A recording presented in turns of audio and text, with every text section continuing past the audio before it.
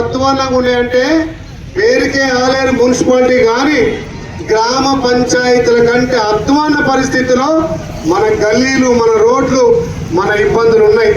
ఏ ఇంటికి పోయినా అన్నా నేను కిరాయి ఇంట్లుంటున్నా, మా ఇంట్లో ముగ్గురం ఉన్నాం, మెసలేకపోతున్నాం, మాకు ఇండ్లు కావాలన్నా మీరు మొన్న ఈ ఆలేరులో 200 ఇండ్లు ఇచ్చిరన్నా, ఇప్పుడు మాకు ఇవ్వండి అన్నా అని చెప్పి చాలా మంది మా అక్క చెల్లెళ్ళు ఇండ్ల కోసం మాట్లాడారు. ఆ వాటిలో పోతుంటే డ్రైనేజ్ సమస్యకు దోమలు కుట్టి అక్కడ వ్యాధులు వస్తున్నాయి. డ్రైనేజ్ సమస్య నిన్న ఆయిల్ మిల్ కంచెలు తిరుగుతుంటే నాకే చక్కెర వచ్చుంటైంది ఆ వాసనకు. నిజంగా అక్కడ ఉన్నటువంటి ప్రజలు ఏ రకంగా నివసిస్తున్నారు? ఒక మైనారిటీ చెల్ల ఇంటికి పోతే గజం నీళ్ళు వస్తున్నాయి వాళ్ళ ఇంట్లకు. అంటే ఇంత అధ్వాన పరిస్థితి మన ఆలేరు మున్సిపాలిటీ తయారు కావడానికి గత పాలకుల పాపము. గత ఎమ్మెల్యే ఒక్కనాడన్నా మన గల్లీకి వచ్చిందా? గత మున్సిపల్ చైర్మన్ ఒక్కనాడు గల్లీ పట్టించకుండా మరి ఇలా గల్లీకి వచ్చి గల్లీ కూడా వస్తలేరు. ఇట్లా రోడ్డు మీద రోడ్ షో పెట్టి ఉంకుడు తప్ప ఉపన్యాసాలు, మేము ఏకినాం, మేము ఇది చేసినాం, అది చేసినాం అంటారు. ఏది మీరు వేసింది? మీరు బిర్రుగా డబ్బు సంపాదించుకోరు తప్ప మా అక్క చెల్లెలకు మీ ప్రభుత్వంలో ఒరిగింది లేదు. 10 ఏళ్ళుగా డబుల్ బెడ్రూమ్ ఇస్తున్నాడు. ఎవరికైనా డబుల్ బెడ్రూమ్ ఇచ్చిండా? గాడ 4-5 కట్టిండు. మార్కెండే కాలనీ పోతే వాళ్ళ బాధ కాదు, డ్రైనేజ్ సమస్య, నీళ్ళ సమస్య.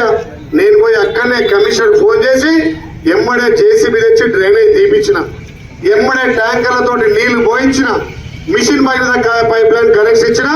ఇలా మార్కెండే కాలనీ ఇలా నీళ్లు తాగుతుంది. సిల్కీ నగర్ లో బోర్ లేదంటే ఇదే బిజన భాస్కర్ కౌన్సిలర్ కాలే బాలమణి గారు సిల్కీ నగర్ లో మా పద్మశాలకు బోర్ వేసారు.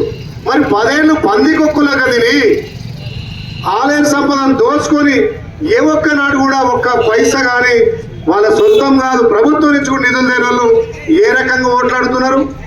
రేపు ఎవరన్నా కూడా గెలిచిండు అనుకో ఏం చేస్తాడు? ఎవరు తాను పోయి నిధులు ఆడతారు? మళ్ళీ నాతానికి రావాలిగా. మనోడైతే మరియమ్మ అన్న వస్తుంది, లేకపోతే శమంత్ రెడ్డి అన్న వస్తుంది, సురేష్ అన్న వస్తాడు. ఎవరు కొంపదీసి ఇటాటు 4 రాళ్ళు ఇచ్చిన 4 పైలు ఇచ్చిన వేసి అనుకో 5 ఏళ్ళు మీ గల్లీ అధ్వానం తల్లి. మీరు ఆలోచన చేయండి. ప్రజాప్రభుత్వం రేవంత్ అన్న వచ్చినాక ఇందిరమ్మ ఇల్లు వస్తున్నాయి. 180 ఇండ్లు ఇచ్చినా మార్నింగ్ వాక్ ద్వారా ఇల్లు కట్టిస్తున్నా. రేపు మళ్ళీ 200 ఇండ్లు ఇస్తా. 10 ఏళ్ళుగా రేషన్ కార్డు ఇవ్వకపోతే మన ప్రజాప్రభుత్వం రేషన్ కార్డులు ఇచ్చింది. వాస్తవమా కాదా? కుక్కోడు తినే దొడ్డు బియ్యం, సన్న బియ్యం, మన దొడ్డు బియ్యం పని చేసి సన్న బియ్యం ఇస్తున్నాం. మా అక్క చెల్లెలకు వడ్డీలు రుణాలు ఇచ్చినామా లేదా? ఆయన 60 రూపాయల చీర ఇచ్చి మా ఆడబిడ్డలను అగౌరవపరిస్తే తల్లిగారింటికి అంచెలు పుట్టింటికి అంచెలు వచ్చినటువంటి ఇందిరమ్మ చీర మీకు ఇచ్చినాం. ఎదాకాలం మీటింగ్ పోతే 200 మంది మా అక్క చెల్లెలు మహిళా చీర కట్టుకొని వచ్చారు. అప్పుడు ఇచ్చిన 60 రూపాయల బతుకమ్మ చీర ఏడుండే? చీరల పొంటి, చిలకల పొంటి, గడ్డెంల పొంటి, ఆ పిరంగల పొంటి ఉండే. మరి మన ప్రభుత్వం ఇందిరమ్మ రాజ్యం వచ్చినాక మహిళల ఆత్మ గౌరవం పెరిగిందా లేదా? పెరిగిందా లేదా చెప్పాలి. అందుకే మీరు ప్రజాప్రభుత్వం, మన ముఖ్యమంత్రి ఉన్నాడు, మీ బిడ్డ బి లైలే ఉన్నాడు, ఆలయాన్ని అభివృద్ధి చేసే బాధ్యత నేను తీసుకుంటా. మీ బాధ్యత అక్కడ పెద్ద ఆయన ఒక ఆయన అడుగుడు ఇంకా డాక్టర్ బిఆర్ అంబేద్కర్, మన దేవుడు డాక్టర్ బిఆర్ అంబేద్కర్ మీకు ఒక ఓటు అనే ఆయుధం ఇచ్చిండు. కోటీశ్వరునికి ఒకటే ఓటు, గుడిసెల ముసలమ్మ కూడా ఒకటే ఓటు. మరి ఆ ఓటు నమ్ముకోవద్దు. ఈ 10 ఏళ్ళు సంపాదించిన పైసలతోటి ఒక్కొక్కడు 10 ఇస్తాడట, 5 ఇస్తాడట, 2 ఇస్తాడట. ఎన్ని ఇచ్చినా తీసుకోలేవి మన పైసలు. అవునా కదా? మీ పైసలే. 5 ఏళ్ళు అధికారం ఉండి బిర్రుగా సంపాదించి మళ్ళొచ్చి ఎన్నడు గల్లీ ముఖం నిలన్నాడు, ఆ వార్డుకు రానోడు ఇయ్యాలొచ్చి నేనున్నా ఒకడు ఓడిపోయినోడు వస్తున్నాడు, ఒకడు కాంటెస్టెడ్ వస్తున్నాడు, ఒకడు ఎన్నడు వాడికి రానోడు వస్తున్నాడు. 10 మంది ఒక్క పీర్లైలే మీద 10 మందితో నేను ఎమ్మెల్యే అయినా ఒక్క రోజు ఇంట్లో పడుకున్నా, ఒక్క రోజు ఇంట్లో ఉన్నా. మీరు పిలిస్తే పెళ్లికి మీ బిడ్డ లెక్క నడుస్తున్నారు, బండెక్కి మైక్ పట్టుకొని ఎవరుందంటే దంచుతున్నారు. మరి గట్టటోళ్ళు కావాలన్నా? మీ బిడ్డ బీర్లైనా నిలబెట్టి రేపు అభివృద్ధి చేసే కౌన్సిలర్ కావాలన్నా మీరు ఆలోచన చెయ్యాలి. వీరు పోటీ చేసిందంటే ఆయన పోటీ చేస్తున్నాడు, వాళ్ళే చెప్తారు. ఏళ్ళ మనం గెలవనపై కారు బంద్ చేసి దానికే ఇలా అంటారు. అల్లున్నోడే వీడ మన గెలవనిపై అల్లే వేస్తారు.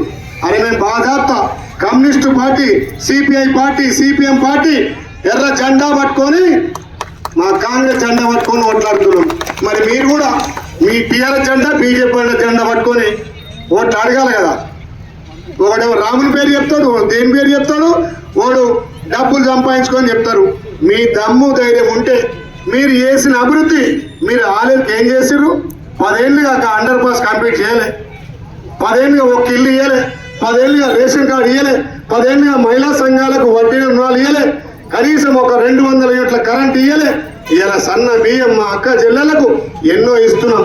మీరు ఆలోచన చేయండి. ఆలయాన్ని అభివృద్ధి చేసే బాధ్యత మీ బిడ్డగా నేను తీసుకుంటా.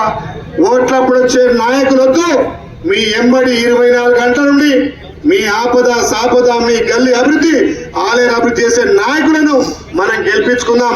దయచేసి 11 తారీఖున మనం బలపరిచిన అభ్యర్థులు చెయ్యి గుర్తు మీద ఓటేసి భారీ మెజార్టీ గెలిపియాలి.